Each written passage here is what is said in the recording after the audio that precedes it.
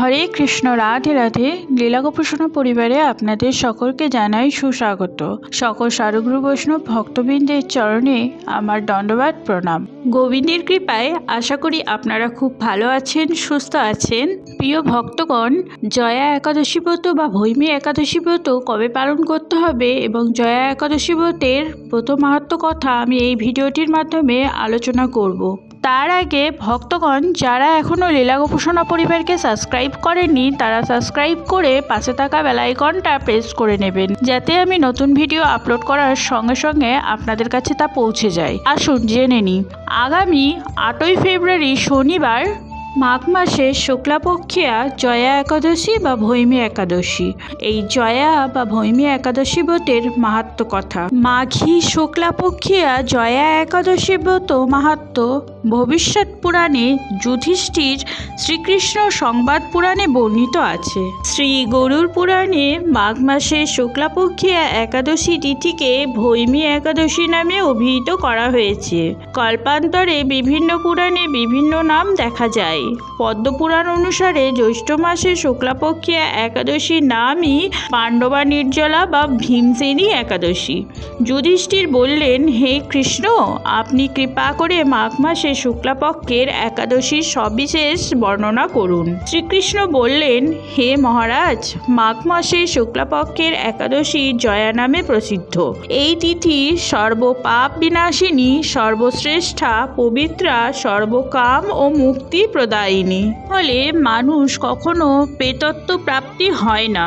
এই একাদশীর নিম্নরূপ উপাখ্যান শোনা যায়। এক সময় স্বর্গলোকে ইন্দ্র রাজত্ব করছিলেন। সেখানে অন্য দেবতারাও বেশ সুখেই ছিলেন। তারা পারিজাত পুষ্পশোভিত নন্দনকাননে অপ্সরাদের সাথে বিহার করতেন। একদিন 50 কোটি অপ্সরা নায়ক দেবরাজ ইন্দ্র স্বেচ্ছায় আনন্দ ভরে তাদের নৃত্য করতে বললেন।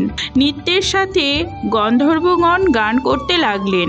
পুষ্পদত্ত, চিত্রসেন প্রভৃতি প্রধান প্রধান গন্ধর্বেরাও সেখানে উপস্থিত ছিলেন। চিত্রসেনের পত্নীর নাম মালিনী। পুষ্পবন্তী নামে তাদের এক কন্যা ছিল। পুষ্পদত্তের পুত্রের নাম মাল্যবান। এই মাল্যবান পুষ্পবন্তীর রূপে মুগ্ধ হয়েছিল।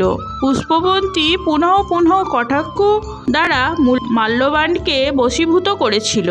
ইন্দ্রের প্রীতিবিধানের জন্য তারা দুজনেই নৃত্যগীতে সেই সভায় যোগদান করেছিল, কিন্তু একে অপরের প্রতি আকৃষ্ট থাকায় উভয়েরই চিত্ত বিভ্রান্ত হচ্ছিল। সেখানে তারা পরস্পর কেবল দৃষ্টিবদ্ধ অবস্থায় দাঁড়িয়ে থাকলো। ফলে গানের ক্রম বিপর্যয় ঘটল। তাদের এইরকম তালমান ভঙ্গভাব দেখে তারা যে পরস্পরের কামাসক্ত হয়েছে দেবরাজ ইন্দ্র তা বুঝতে পারলেন। তখন ক্রোধবশে তিনি তাদের অভিশাপ দিলেন, রে মূঢ়, তোমরা আমার আজ্ঞা লঙ্ঘন করেছ, তোমাদের ধিক। এখনই তোমরা পিশাচজনিত লাভ করে মর্ত্যলোকে নিজ দুষ্কর্মের ফল ভোগ করো। ইন্দ্রের অভিশাপে তারা দুজন দুঃখিত মনে হিমালয় পর্বতে বিচরণ করছিল। পিশাচত্ব প্রাপ্ত হওয়ায় তারা অত্যন্ত দুঃখ ভোগ করতে লাগলো। হিমালয়ের প্রচণ্ড শীতে কাতর হয়ে নিজেদের পূর্ব পরিচয় বিস্মৃত হলো। এইভাবে অতি কষ্টে সেখানে দিন যাপন করতে লাগলো। একদিন পিশাচ নিজ পত্নী পিশাচিকে বলল, সামান্য মাত্র পাপ করিনি, অথচ নরক যন্ত্রণার মতো পিশাচত্ব প্রাপ্ত হয়েছি। অতএব এখন থেকে আর কখনো কোনো পাপকর্ম করব না। এইভাবে চিন্তা করে তারা সেই পর্বতে মৃতপ্রায় বাস করতে লাগলো। মাল্যবান ও পুষ্পবন্তীর পূর্ব কোনো পুণ্যবশত সেই সময় মাঘী শুক্লাপক্ষিয়া জয়া একাদশী তিথি উপস্থিত হলো। তারা একটি অশ্বত্থ বৃক্ষতলে নিরাহারে নির্জলা অবস্থায় দিবানিশি যাপন করলো। শীতের প্রকোপে অনিদ্রায় রাত্রি অতিবাহিত হলো। পরদিন সূর্যোদয়ে দ্বাদশী তিথি উপস্থিত হলো।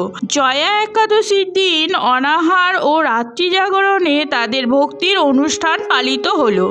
এই ব্রত পালনের ফলে ভগবান বিষ্ণুর কৃপায় তাদের পিশাচত্ব দূর হলো। তারা দুজনেই তাদের পূর্বরূপ ফিরে পেল। তারপর তারা স্বর্গে ফিরে গেল।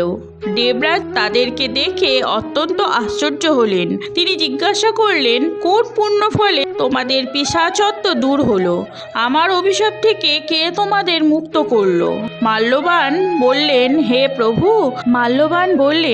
প্রভু, ভগবান বাসুদেবের কৃপায় জয়া একাদশী ব্রতের পূর্ণ প্রভাবে আমাদের পিশাচত্ব দূর হয়েছে। তাদের কথা শুনে দেবরাজ ইন্দ্র বললেন, হে মাল্যবান, তোমরা এখন থেকে আবার অমৃত পান করো।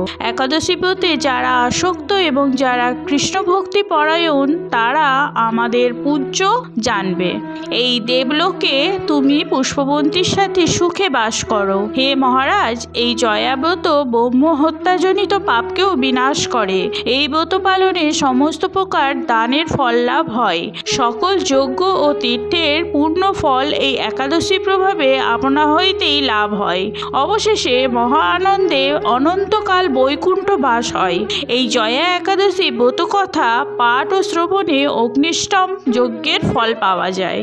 ভৈমী বা জয়া একাদশীর পরদিন পালনের সময়সূচি। পরদিন অর্থাৎ 9 ফেব্রুয়ারি রবিবার পশ্চিমবঙ্গের সময় অনুযায়ী সকাল 6:19 থেকে 10:01 পর্যন্ত এবং বাংলাদেশের সময় অনুযায়ী সকাল 6:12 থেকে 9:58 পর্যন্ত নির্দিষ্ট সময়ের মধ্যে কৃষ্ণপ্রসাদ মুখে দিয়ে পারণ সম্পন্ন করুন। পারণ মন্ত্রটি হল, একাদশং নিরাহার ব্রতে নানেন কেশব অসিত সুমুখ নাথ জ্ঞানদৃষ্টি প্রদভব। আপনারা সকলে ভৈমী একাদশী ব্রত নিষ্ঠা সহকারে পালন করুন। হরে কৃষ্ণ কৃষ্ণ কৃষ্ণ হরে হরে, হরে রাম রাম রাম হরে হরে। হরে কৃষ্ণ, রাধে রাধে।